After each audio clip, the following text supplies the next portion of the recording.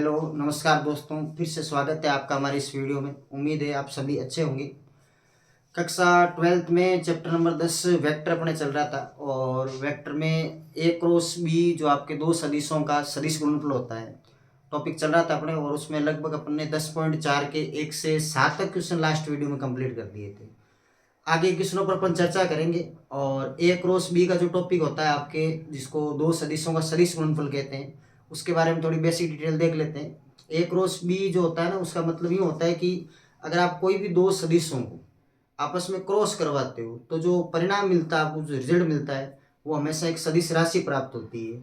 और हमने ये भी देखा था कि दो सदिशों को क्रॉस करवाने पर आपको सारणी का उपयोग करना पड़ता है। सारणी की सहायता से आप दो सदिशों का क्रॉस करवा सकते हो, उसका परिमाण भी निकाल सकते हो। इसके अलावा अनकेप पर अपनी चर्चा हुई थी। अनकेप जो होता है वो ए व बी की दिशा में एकांक लंबवत सदिश होता है, जो अनकेप होता है। ए क्रॉस बी जब आप करते हो तो ए क्रॉस बी में आपने देखा होगा कि ए वेक्टर क्रॉस अगर बी वेक्टर करते हैं तो यहाँ पर अपन को देखने को मिलता है ए का परिमाण, बी का परिमाण, और साइन थीटा के साथ में एक चीज ये भी देखने को मिलती है अनकेप। ये जो अनकेप होता है वो होता है ए व बी की दिशा में एकांक लंबवत सदिश। यानी अगर आप कोई अनकेप निकालने के लिए कहा जाए तो आप ये ध्यान रखें कि ए और बी की दिशा में जो लंबवत सदिश होता है वो अनकेप होता है। किसी भी क्वेश्चन में अगर अनकेप ज्ञात करना है तो अनकेप ज्ञात करने के लिए आपके ये सूत्र रहने वाला है। अनकेप बराबर क्या होगा, ए क्रॉस बी अपॉन में ए क्रॉस बी का मैग्नीट्यूड परिमाण। इसके अलावा दो चीज आपके और नहीं आने वाली है। नई चीज क्या है, एक तो आपके अब ये आने वाला है कि त्रिभुज का क्षेत्रफल, त्रिभुज का क्षेत्रफल, त्रिभुज का क्षेत्रफल एरिया निकालना आएगा आपके। त्रिभुज का क्षेत्रफल जो एरिया होता है डेल्टा, देखो त्रिभुज का क्षेत्रफल होता है 1/2 इंटू, आप यूं भी कह सकते हो ए क्रॉस बी और इसका परिमाण मैग्नीट्यूड। मतलब जो आप ए क्रॉस बी निकालते हो, दो सदिश आपको अगर दे रखे हैं और त्रिभुज का क्षेत्रफल पूछ लिया जाए तो ए और बी त्रिभुज की दो संलग्न भुजाएं आपको दे रखी है, तो आप ए क्रॉस बी का परिमाण निकालो 1/2 कर दो, त्रिभुज का क्षेत्रफल आपको प्राप्त हो जाएगा। इसके अलावा आपको एक समांतर चतुर्भुज का क्षेत्रफल पूछा जाएगा। नंबर 2 पर समांतर चतुर्भुज का क्षेत्रफल, समांतर चतुर्भुज का क्षेत्रफल। देखो जो समांतर चतुर्भुज का क्षेत्रफल होता है ना, वो होता है ए क्रॉस बी का परिमाण, केवल ए क्रॉस बी का परिमाण। अब त्रिभुज में हालांकि अलग अलग क्वेश्चन बनेंगे, यहाँ भी आपके अलग अलग क्वेश्चन बनेंगे। यहाँ पर क्या होगा कि एक केस ये भी बनेगा, जब आपको ए बिंदु दे देगा, बी बिंदु दे देगा, सी बिंदु दे देगा, ये अगर आपको तीनों बिंदु दे रखे हैं तो भी आपके त्रिभुज का क्षेत्रफल ही आएगा। अगर 3 बिंदु दे रखे हैं तो त्रिभुज का क्षेत्रफल कैसे निकालना है, अगर आपके पास 3 बिंदु दे रखे हैं तो आपको क्या करना है, 1/2 और ए बी वेक्टर क्रॉस करवाना किसके साथ में, ए सी वेक्टर के साथ में। ये फॉर्मूला रहेगा। ये कब काम लेंगे, जब आपको ए वेक्टर और बी वेक्टर दिया हो और त्रिभुज का क्षेत्रफल निकालने का जाए तो 1/2 ए क्रॉस बी का क्या कर दो, परिमाण। ये कब काम लेना है, जब आपके पास 3 बिंदु है, ए बी सी 3 बिंदु दे रखे हैं और उन तीनों बिंदुओं का आपको क्या करना है, ए बी निकालना है, ए सी निकालना है। ए बी निकाल लो, ए सी निकालो, दोनों का क्रॉस कर दो, इनका परिमाण करो 1/2 कर दो, आपको त्रिभुज का क्षेत्रफल मिलेगा। यह है समांतर चतुर्भुज का क्षेत्रफल। ए क्रॉस बी निकालो, इसका क्या निकाल दो, परिमाण, आपको समांतर चतुर्भुज का क्षेत्रफल मिल जाएगा। क्वेश्चन नंबर 7 तक अपने कंप्लीट हो गए थे। क्वेश्चन नंबर 8 से अपन स्टार्ट करते हैं। देखो 8वां क्वेश्चन क्या कह रहा है, क्वेश्चन नंबर 8 से स्टार्ट करते हैं अपन।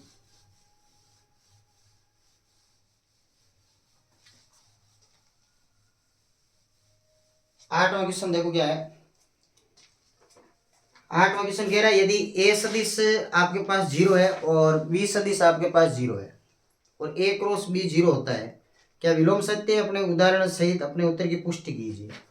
देखो ये कह रहा है कि 8वें में अगर आपके पास ए सदिश भी कितना है, 0, और बी सदिश भी कितना है, 0। अगर ए 0 है, बी 0 है, तब ए सदिश क्रॉस बी सदिश जो है ना वो 0 होता है। अगर ए 0 है, बी 0, तो ए क्रॉस बी क्या होता है, 0 होता है। तो क्या विलोम सत्य है कि नहीं है? यानी अगर ए क्रॉस बी जीरो है तो क्या ऐसा होना जरूरी है कि ए भी जीरो होगा और बी भी जीरो होगा? यही तो बात है। तो यहां लिखोगे लेकिन लेकिन विलोम सत्य होना आवश्यक नहीं है। विलोम सत्य होना आवश्यक नहीं है।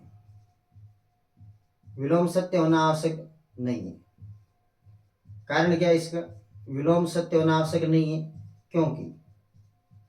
क्योंकि अगर मैं ए वेक्टर बराबर आई कैप ले लेता हूं, बी वेक्टर बराबर जे कैप ले लेता हूं, ठीक है, विलोम सत्य आवश्यक आवश्यक नहीं है। आप सीधा भी लिख सकते हो यहाँ लगा के, और यहाँ एग्जाम्पल कर लो, नहीं तो जैसे विलोम सत्य होना आवश्यक नहीं है। जैसे ए बराबर आई कैप ले लो, बी बराबर क्या ले लो, जे कैप ले लो। आपको क्रॉस करवा के जीरो लाना है तो एक काम कर लो, आप इसकी जगह भी आई कैप ले लो। तो सीधी सी बात ये हो गई कि ए की वैल्यू भी आपने जीरो नहीं ली और बी की वैल्यू भी आपने जीरो नहीं ली। फिर भी आप देखोगे ना तो ए वेक्टर क्रॉस बी वेक्टर बराबर आपको क्या देखने को मिलेगा? जीरो। ये कह रहा था कि अगर ए जीरो है बी जीरो है तब ए क्रॉस बी जीरो है। तब क्या ऐसा जरूरी है कि ए क्रॉस बी जीरो है तो ए जीरो और बी जीरो होगा? नहीं। आपने ए जीरो नहीं लिया, बी जीरो नहीं लिया, फिर भी ए क्रॉस बी जीरो है कि नहीं? ए जब जीरो होगा, बी जब जीरो होगा, तब तो 100% ए क्रॉस बी जीरो होगा। लेकिन ये कह रहा है अगर ए क्रॉस बी जीरो है तो क्या ए भी जीरो है बी भी जीरो? नहीं, आवश्यक नहीं, हो भी सकता है नहीं भी हो सकता है। जैसे मान लो इस केस पे ए की वैल्यू आई ले रहे हो, बी की वैल्यू भी आई ले रहे हो, फिर भी ए क्रॉस बी क्या हो रहा है? जीरो हो रहा है। ये आपके क्वेश्चन नंबर 8 था। इसके बाद चलते हैं अपन क्वेश्चन नंबर 9 की ओर। 9वां अच्छा क्वेश्चन है, देखो क्वेश्चन नंबर 9। 90 के अंदर आपको त्रिभुज का क्षेत्रफल निकालना है। त्रिभुज का क्षेत्रफल देखो क्या दे रखा है 90 में। 9वां क्वेश्चन है कि शीर्ष वर्टिक्स जो आपको दे रखे है ना, 1 1 2 और बी 2 3 5, और जो सी दिया है, सी दिया आपको 1 5 5। अगर तीन आपको वर्टिक्स दे रखे हैं, तीन आपको क्या दे रखे हैं? वर्टिक्स दे रखे हैं, तो त्रिभुज का क्षेत्रफल निकालने का सूत्र क्या होगा? त्रिभुज का क्षेत्रफल देखो, अगर वर्टिक्स दे रखे हैं त्रिभुज का क्षेत्रफल निकालने का सूत्र है 1/2 ए बी सदिश क्रॉस करो किसके साथ में? एसी सदिश के साथ में। ये आपके जब तीन वर्टिक्स आपको शीर्ष दे रखे हैं तो त्रिभुज का क्षेत्रफल निकालने का फॉर्मूला होगा, सूत्र होगा। क्या करेंगे? पहले ए बी निकाल लेंगे, फिर एसी निकाल लेंगे। अब ए बी एसी कैसे निकालेंगे आप जानते हो। पहले तो मैं काम करता हूँ, इन तीनों की स्थिति सदिश लिख लेता हूँ। स्थिति मतलब इसका ओ स्थिति सदिश होगा आई जे, और यहाँ हो जाएगा 2 के। फिर मैं इसका स्थिति सदिश लिखता हूँ तो ओ बी होगा। ओ बी क्या हो जाएगा? 2 आई कैप 3 जे कैप और 5 के कैप। फिर मैं इसका स्थिति सदिश लिखता हूँ तो क्या हो जाएगा? ओ सी। ओ सी क्या होगा? आई कैप प्लस 5 जे कैप प्लस 5 क्या हो जाएगा? के कैप। अब आपको यहाँ क्या चाहिए? एक तो ए बी चाहिए, रे क्या चाहिए? एसी चाहिए।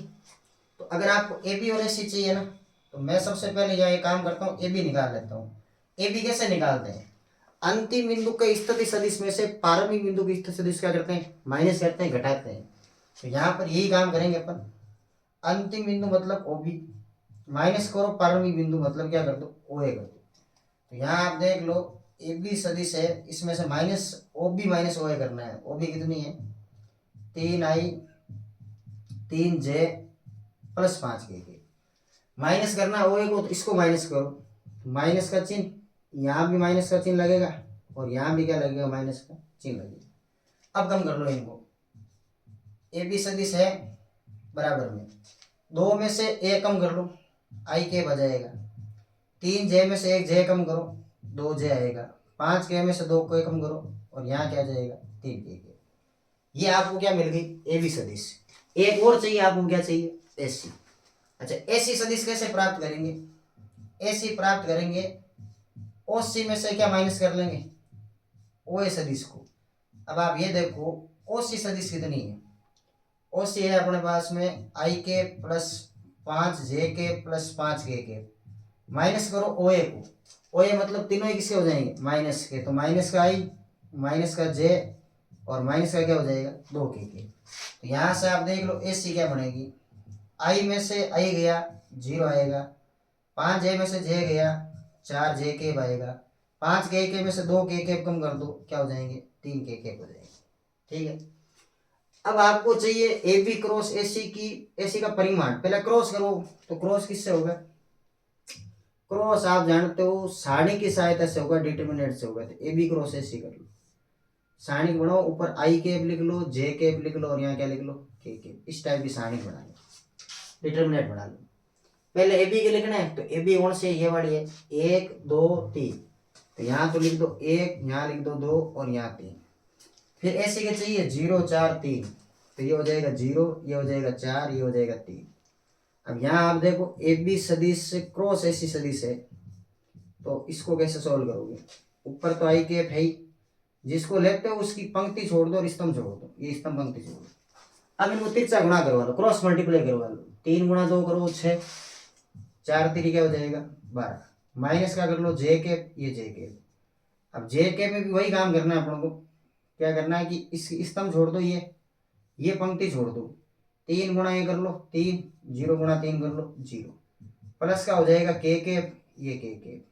स्तंभ छोड़ दो और पंक्ति छोड़ दो, पंक्ति दी रहेगी, स्तंभ ये हो जाएगी 4 इंटू 1 4, और 2 गुणा 0 क्या हो जाएगा 0। ठीक है, यहाँ ए बी क्रॉस एसी है, तो ये हो जाएगा आपके ए बी क्रॉस एसी बराबर में क्या प्राप्त होगा, 6 में से 12 घटाओ, माइनस का 6 आई कैप होगा, 3 में से 0 गया 3, तो ये हो जाएगा 3 जे कैप। यहाँ 4 में से 0 गया 4, ये हो गया 4 के कैप। क्या प्राप्त कर लिया आपने, ए बी क्रॉस एसी। अब इसका परिमाण और चाहिए, ये परिमाण करो, तो यहाँ कर लो ए बी सदिश क्रॉस एसी सदिश, इसका मैग्नीट्यूड परिमाण। परिमाण कैसे निकालते हैं, किसी भी सदिश का अगर परिमाण निकालना है तो उसके आई जे के गुणकों को रूट में वर्ग करके जोड़ दो। तो रूट में 6 का वर्ग कर लो 36, 3 का कर लो 9, 4 का कर लो 16 हो जाएंगे। अब इनको जोड़ेंगे तो कितने हो गए, ये हो गए 46, 46 और 6 हो गए 52, 52 और 9 हो गए रूट में 61, ये हो जाएगा रूट 61। अब आपको लिखना है त्रिभुज का क्षेत्रफल। तो यहाँ आप देखो त्रिभुज का क्षेत्रफल क्या होगा, त्रिभुज का क्षेत्रफल बराबर 1/2। ए बी क्रॉस एसी का परिमाण कितना आया, रूट 61, ये रूट 61। और लिखना चाहो तो ऐसे लिख दो, नहीं तो रूट 61/2, और क्षेत्रफल है तो किसी न किसी यूनिट में आएगा, तो इसको आप लिख लो वर्ग इकाई में, ये वर्ग इकाई। ये आपने जब 3 शीर्ष दे रखे हैं ना, तो आपने त्रिभुज का क्षेत्रफल निकालना सीख लिया है। और एग्जाम के हिसाब से आरबीसी बोर्ड एग्जाम जो है ना, उसके हिसाब से इंपॉर्टेंट क्वेश्चन है, कई बार एग्जाम में पूछा हुआ क्वेश्चन है। क्वेश्चन नंबर 9 एक आता है, जैसे मान लो ए दे रखा है, बी दे रखा है, और त्रिभुज का क्षेत्रफल निकालना है, तो उसमें सीधा कर दो ए क्रॉस बी, सारणी की मतलब जो उसमें निरूपित आपको भुजाएं दी होती है, जो संलग्न भुजाएं होती है वो दे रखी होती है, तो आप 1/2 ए क्रॉस बी करो, उसका परिमाण निकालो, सीधा उत्तर आ जाएगा। और एक इस टाइप का आपको क्वेश्चन देखने को मिलेगा। ये आपके क्वेश्चन नंबर 9 कंप्लीट हो गया है। चलते हैं क्वेश्चन नंबर 10 पर। देखो 10वां क्वेश्चन है, उसमें समांतर चतुर्भुज का क्षेत्रफल निकालना है। ये आपने प्राप्त किया था त्रिभुज का क्षेत्रफल। समांतर चतुर्भुज और त्रिभुज में थोड़ा सा फर्क होता है। समांतर चतुर्भुज में क्या होता है, ए क्रॉस बी निकालते हैं और सीधा परिमाण करते हैं, 1/2 नहीं लगाते। जबकि त्रिभुज में क्या करते हैं अपन, 1/2 लगाते हैं। देखो क्वेश्चन नंबर 10 पढ़ देता हूं एक बार। देखो क्वेश्चन नंबर 10 है, एक समांतर चतुर्भुज का क्षेत्रफल ज्ञात कीजिए जिसकी संलग्न भुजाएं आपको दे रखी है ए और बी। यहां लिख देते हैं, दिया हुआ क्या है, दिया हुआ यह है कि ए भुजा जो दे रखी है ना, वो आई के माइनस जे के प्लस का 3 के है, और जो भुजा बी आपको दे रखी है वो है 2 आई के माइनस 7 जे के और प्लस क्या दे रखी है के। आपको समांतर चतुर्भुज का क्षेत्रफल निकालना है। देखो समांतर चतुर्भुज के क्षेत्रफल का सूत्र क्या होता है, समांतर चतुर्भुज का क्षेत्रफल, सदिशों में समांतर चतुर्भुज के क्षेत्रफल का सूत्र होता है ए क्रॉस बी का परिमाण। केवल परिमाण लिखना, 1/2 नहीं लगाना। 1/2 लगाएंगे त्रिभुजों के अंदर। समांतर चतुर्भुज क्षेत्रफल ये होता है a क्रॉस b का परिमाण। तो यहाँ a क्रॉस b लगा लो। अब a क्रॉस b आप अच्छी तरह से जानते हो, अब ये भी किया ही था अपन ने, डिटरमिनेंट सारणी की सहायता से होगा। ऊपर आई के, यहाँ जे के, और यहाँ क्या लिखोगे के। ठीक है। ए तो 1 -1 3, 1 -1 और 3, 2 -7 1, 2 -7 और क्या हो जाएगा 1। अब इस सारणी को सोल्व कर लो। ए सदिश क्रॉस बी सदिश, सारणी सोल्व करोगे तो आई के स्तंभ और पंक्ति छोड़ दो, ये हो जाएगा -1 और माइनस के 7 × 3 हो जाएंगे 21। जे ले रहे हो तो इसकी स्तंभ ये छोड़ दो, ये पंक्ति छोड़ दो, तिरछा गुणा करो 1 और यहाँ हो जाएगा 3 दूनी 6। ये चिन्ह माइनस का सारणी की वजह से आता है, सारणी में यहाँ चिन्ह होते हैं प्लस माइनस और ये प्लस, तो यहाँ ऑलरेडी माइनस है। स्तंभ छोड़ दो और पंक्ति छोड़ दो, 1 माइनस क्या हो जाएगा 6, प्लस का के केफ है, ये के केफ, स्तंभ छोड़ दो और पंक्ति छोड़ दो, तो ये हो जाएगा माइनस का 7 और माइनस का क्या हो जाएगा 2, ये माइनस का 2। ठीक है। अब देखो ए सदिश क्रॉस बी सदिश बराबर में ये हो जाएंगे आपके माइनस के कितने 22 आई के, और ये हो जाएंगे आपके माइनस होगा यहाँ तो प्लस हो जाएगा, प्लस के 5 जे के, और ये हो गया आपके 9 और क्या हो गया साथ में के। अब क्या करना है, समांतर चतुर्भुज का क्षेत्रफल a क्रॉस b का परिमाण होता है, तो आप लगा लो a क्रॉस b का परिमाण। देखो परिमाण जब भी निकालते हैं ना, होता है क्या है कि अगर कोई भी सदिश आपको इस फॉर्मेट का दे रखा है एक्स आई के प्लस वाई जे के प्लस जेड के, अगर इसका परिमाण आप चाहते हो ना, इसका मैग्नीट्यूड, तो हमेशा क्या करो, रूट में आई केप के गुणा का स्क्वायर, जे केप के गुणा का स्क्वायर और के केप गुणा का स्क्वायर कर, आपको मैग्नीट्यूड मिल जाएगा, परिमाण मिल जाएगा। यही काम यहाँ करेंगे। इसका परिमाण चाहिए तो रूट लगा लेंगे, ये रूट -22 का स्क्वायर प्लस क्या करना है 5 का स्क्वायर और प्लस क्या करना है 9 का स्क्वायर करना है, तो यहाँ हो जाएगा आपके a क्रॉस b। 22 का स्क्वायर लगाओगे तो 22 का स्क्वायर आता है 484, 5 का हो जाएगा 25 और 9 का हो जाएगा 81। अब आप इनको जोड़ सकते हो आराम से, जोड़ के और पीछे लिख दो वर्ग इकाई, आपके समांतर चतुर्भुज का क्षेत्रफल आपको प्राप्त हो जाएगा। इसमें कोई दिक्कत नहीं होनी चाहिए। समांतर चतुर्भुज और त्रिभुज वाले क्वेश्चनों में ये भी अच्छा क्वेश्चन है, एग्जाम में पूछा जाता है ये क्वेश्चन, जो आपके 12th बोर्ड एग्जाम है आरबीएसई बोर्ड में, उसके अंदर ये पूछा जाएगा।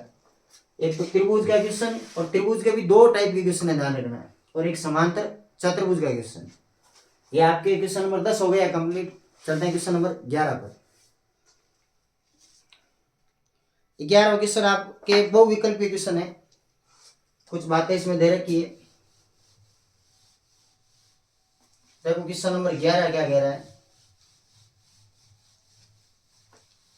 11वें क्वेश्चन में यह पूछा गया है कि मान लीजिए आपके पास सदिश दे रखे हैं, एक तो ए और बी इस प्रकार है कि ए का जो परिमाण है ना, ऑप्शन दे रखे हैं 4, इसके अंदर ऑप्शन लिख देता हूँ एक बार में। पहले ऑप्शन में है π/6 और दूसरे ऑप्शन में π/4 है, तीसरे में π/3 है और चौथे के अंदर आपके π/2 है। ठीक है। आपको ये कह रहा है कि यदि आपको ये दिया हुआ ये है कि ए का जो परिमाण है ना वो तो है 3 और बी का जो परिमाण है वो √2/3 है, तो ए क्रॉस बी मात्रक सदिश है। साथ में ये भी कहा है ए क्रॉस बी क्या है, मात्रक सदिश है। अगर ए क्रॉस बी मात्रक सदिश है तो इसका जो परिमाण होगा ना वो किसके बराबर आएगा, ए के बराबर। तो ए और बी के बीच का कोण कितना है ये पूछा है कि ए और बी के बीच में कोण क्या बनेगा। देखो क्रॉस की वो बात कर रहा है तो क्रॉस से चल लो। इस टॉपिक के अंदर क्या पढ़ा हुआ है आपने, ये पढ़ा हुआ है कि ए क्रॉस बी करने पर ए का परिमाण बी का परिमाण साइन थीटा और क्या मिलता है एन कैप मिलता है। ठीक है। तो अगर दोनों का क्रॉस लगाएंगे तो यही तो मिलेगा। अब यहाँ देखो यहाँ क्या दे रखा है, हिंट दिया उसने कि इसका परिमाण करो आप, मतलब पूरे का परिमाण कर लो। अगर मैं इसका परिमाण लगाऊंगा तो ए क्रॉस बी है, इसका परिमाण निकालूंगा तो परिमाण ऑलरेडी दे रखा है, ये भी ऑलरेडी परिमाण में है, साइन का परिमाण पॉजिटिव चल रहा है और ये एन कैप पर परिमाण है। एन कैप का परिमाण आप जानते हो 1 होगा, तो इसको हटा दो, 1 हो गया। इसकी वैल्यू कितनी है, 1 दे रखी है। इसकी कितनी दे रखी है, 3 दे रखी है। इसकी कितनी है, √2/3 है। और यहाँ क्या लिखा हुआ है, साइन थीटा, ये साइन थीटा। यहाँ देखो 3 से 3 काट दो, 2 गुणे में उधर जाएगा तो भाग में, यहाँ आ जाएगा 1/√2 और इधर क्या आ गया, साइन। अब ये साइन में कितने की वैल्यू होती है, π/4, 45 डिग्री की। थीटा बराबर क्या आ जाएगा, π/4, 45। कौन सा ऑप्शन हो जाएगा, बी ऑप्शन। इसमें दिक्कत नहीं होनी चाहिए। यहाँ हिंट आपको दे रखा है कि a क्रॉस b का परिमाण है वो 1 है। दिया ऐसा है कि a क्रॉस b मात्रक सदिश है। अब आप जानते हो मात्रक सदिश का परिमाण कितना होता है, 1 होता है। तो a क्रॉस b का परिमाण क्या हो जाएगा, 1। ये आपके क्वेश्चन नंबर 11 तक हो गया कंप्लीट। एक लास्ट क्वेश्चन और बचा है, देखिए क्वेश्चन नंबर 12।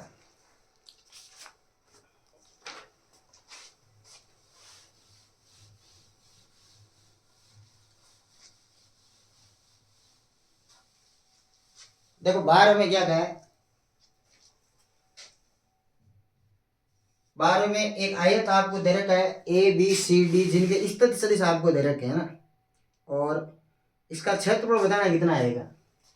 ऑप्शन दे रखे हैं आपको 1/2, 1/2, 1 और 2, और इसके अंदर दिया है 4। आयत एक ABCD आयत है। यूं मान लो आप, ये तो समांतर चतुर्भुज हो जाएगा, आयत चाहिए आपको तो इस टाइप का बना लो आप। ये मान लो इसका सिरा A है, ये B है, ये C है और ये D है। अब आप ये जानते हो ना आयत का क्षेत्रफल क्या होता है, सीधी सी बात है, आयत का क्षेत्रफल लंबाई इंटू चौड़ाई होगा। आयत का क्षेत्रफल होता है लंबाई इंटू चौड़ाई, लेकिन सदिशों में थोड़ा अलग है। लंबाई कितनी है, देखो ये AB, और चौड़ाई आप मानो तो AD मान लो, कोई समस्या वाली बात नहीं, BC भी मान सकते हो, एक ही बात है। तो आप क्या करो, AB का क्रॉस लगा दो किसके साथ में, AD के साथ में, और आपको पता है क्षेत्रफल अदिश राशि है तो परिमाण लगा दो। सूत्र बन गया, लंबाई इंटू क्या होगी, चौड़ाई। निकालना क्या क्या है, AB निकालना है, AD निकालना है। दिया हुआ क्या क्या वो देखो, इस तक सदिश सब के दे रखे हैं। सबसे पहले तो उसने दिया OA, तो OA कितना है, -i + 1/2j और प्लस का 4k, ठीक है। और वहां आ सकता है किसकी पड़ेगी, B की। ये लो OB, सारे लिख ही देते हैं एक बार, हालांकि जो आपको एग्जाम में आ सकता पड़े वही लिख लेना। और 4j है ही, और आ सकता है आपको D की C भी लिख लेते हैं, i -1/2j प्लस का क्या हो जाएगा, 4k। और OD सदिश कितना है, ये है आपके -i -1/2j और प्लस का 4k, ये दे रखा है। इसको देखो क्वेश्चन को आप दो तरीके से सॉल्व कर सकते हो। आप ये भी कर सकते हो, अगर आपको लगे कि नहीं सर ये नहीं लिखना है फॉर्मूला, तो आप क्या करो, बीच में एक लाइन खींचो यहाँ से, जिसको आप विकर्ण बोलते हो, डायगोनस बोलते हो। दो अलग अलग त्रिभुज हो गए ना, अब इस त्रिभुज का इस त्रिभुज का क्षेत्रफल निकाल के जोड़ भी सकते हो, एक ही बात है।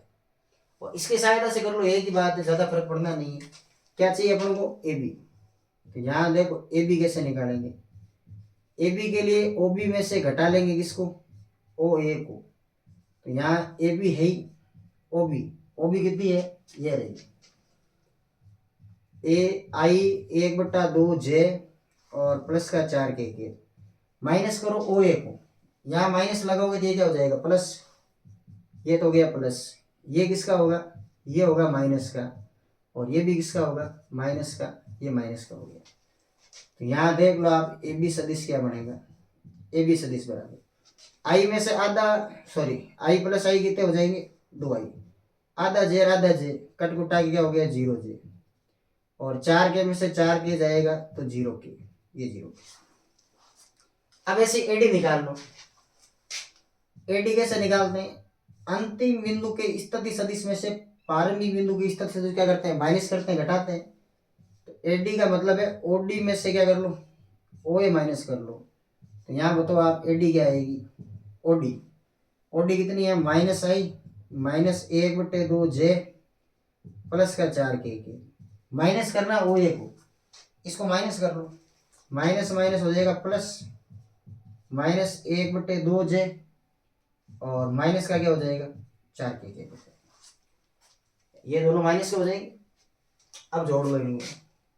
तो यहाँ आप यूं देखो एडी सदिश क्या बनेगा, एडी बनेगा आपके, इन दोनों को जोड़ेंगे तो 0 ही आएगा और इन दोनों को जोड़ेंगे तो आधा आधा हो जाएगा 1, तो j और ये हो रहा है 0, ये 0।